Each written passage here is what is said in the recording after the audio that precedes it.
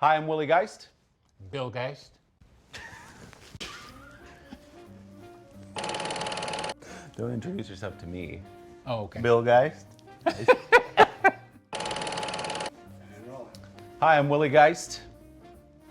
Yes, you are. Who are you?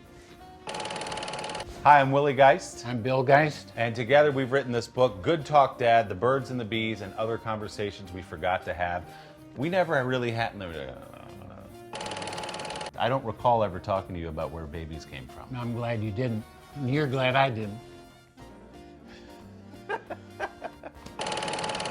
Christmas, the holidays, they were always a little strange. I remember the one where you guys got the presents that were stuck in the trunk. Locked in the trunk. Could you tell that I'm story?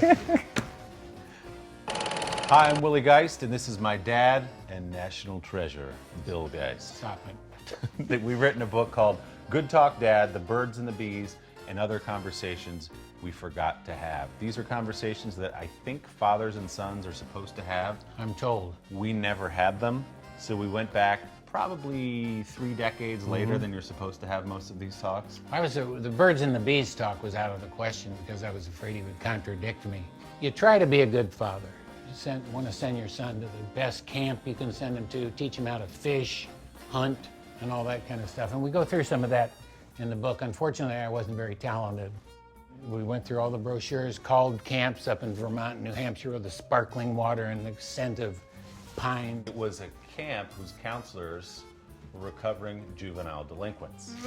That's probably why you and Mom got a good deal. So we got up there, you know, you're doing the nature trails, you're making huts out of tongue depressors, whatever else you do at camp. And then all of a sudden there's a knife fight out in the parking lot with the counselors.